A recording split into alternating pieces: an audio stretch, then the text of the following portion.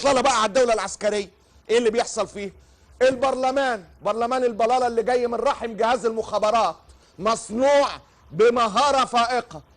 برلمان الدوله العسكريه زي ما تم الاعتراف بيه، ده جاي نتيجه حكم عسكري حكم البلد. تعال نشوف نائب النهارده حب يتكلم عما يحدث في العريش. شوف انت دي نواب، تعال نشوف كلامه عامل ازاي. انا مش هكلمك. السيد النائب سعيد شبيك، تفضل يا سعيد. حاضر ما لازم امر. حاضر سيد الرئيس، حاضر بس علشان جدول الاعمال ما تنسوش. نسيتوا جدول الاعمال. اتفضل. بعد العزاء لاخواني الاقباط، ولابد جميعا ان نشكر الله على احتلاء السيسي حكم مصر لمحاربة الارهاب، وفي نفس الوقت نشكر الله تعالى على احتلاء ترامب حكم اكبر دولة في العالم، وفي نفس الوقت نشكر الله سبحانه وتعالى على خسارة هيلاري كلينتون وأوباما، ونهاية حكم المسيح الدجال، وبداية الخير على يد بناء عليه يا سعيد رئيسنا المحترم وترامب إن شاء الله، ونهاية السبع العجاف، وبداية الخير إن شاء الله لمصر والشرق الأوسط. وشكرا لكم. شكرا يا سعيد. دول نواب مصر والشرق الاوسط، دول نواب مصر. كلمه يا راجل صح. سيبك من الذل والعبوديه، ونشكر الله على ترامب. العالم كله، امريكا نفسيها احنا مع حاجه. لازم نستأصل جين الاذلال اللي احنا عايشين فيه ده. لازم نستأصل كمية، يعني فضيحة متكاملة الأركان، أخطاء لغوية وفكرية وعقيدية ونفسية. مصر عمالة تجوع، ونشكر الله على كل شيء. الحمد لله الذي يحمد على مكرون سواه. تعال نشوف نايبة بتتكلم. أنا بوريك مصر وهي بتتكلم. تخيل دول المفروض ينبوا عنك. يعني مثلا يطلع الرئيس ده أرعن أخرق، يطلع في ناس كذا، ناس تقف تقول لهم عيب، عندك نائب عام وعندك نواب مجلس شعب. تعال نشوف نايبه تانية وهي بتتكلم. نايبه فعلا، هي نايبه عن مشكله ازمه رغيف العيش. قالت ايه وايه حلها من وجهه نظرها. بوريك نواب شعبك يعني.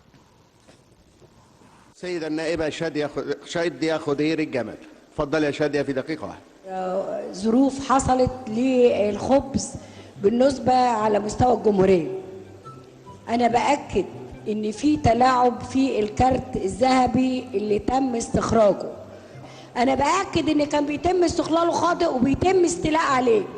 النهارده أنا بأكد إن سيد الوزير التومين قبل ما كان يسحب هذه القروض من بتوع الفران ويحاسبهم، كان يجب يكون في اتفاق مع القوات المسلحة إنها تنزل للناس في المجتمعات دي أماكن للخبز، ويتحول الكارت ده على القوات المسلحة لحد ما تتظبط الرؤية في هذا الكارت. لكن كون إن يتخذ قرار ويستغلوه بعض الناس الغير آمنين اللي عايزين يولعوا البلد دي، التزام قدر من الهدوء. اتفضل. اللي عايزين يولعوا البلد دي.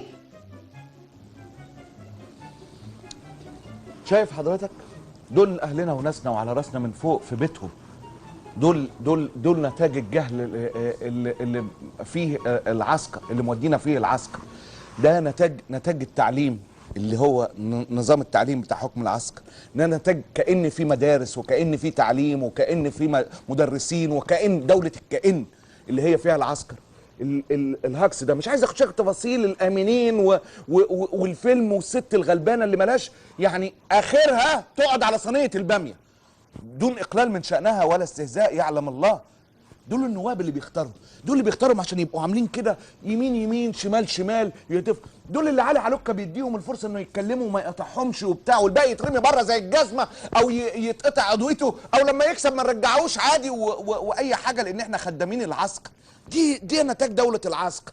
قبل ما اروح للباقي، نتيجه التعليم، نتيجه اللا تعليم. عارف يعني ايه لا تعليم؟ نتيجه النهارده 300 واد وبنت من ولادنا متسممين في الصعيد من وجبات العسكر. حد يقدر يحاسب العسكر؟ اخرس يا حيوان، يا حيوان يا خاين. يا جماعه العسكر ده قوات الباسله اللي موزعه الاكل. اخرس. اكيد واحد اخواني مدسوس، اكيد واحد اخواني مدسوس. وريني بتاع لا قبل التسمم، وريني عشان اوريك نتيجه التعليم. الست دي واللي فات اهالينا وناسنا اللي ما على راسنا من فوق، اللي بس يعني علاقتهم بالبرلمان علاقه ما لهمش اي علاقه حقيقه، زي علاقتك بالاميره ديانا كده. فانت النهارده وريك التعليم عمل ايه. وريني الفيديو بتاع التعليم. ماشي جهزه بتاع التعليم. اوريك ان احنا حاجه كده لطيفه، واحد عاملها موقع صفحه بيقول انا انسان عن التعليم، عشان تعرف ده نتاج دوله الكائن. انت عايش، احنا عايشين في وهم. المطالب عشان تكون محترم وشريف وما تاخدش 27 سنه سجن انك تحط راسك في الرمل وتقول وتسقف بايديك ورجليك وتمسح بيد بابا العسكري، وساعتها لا يرضى عنك لا الا يرمي لك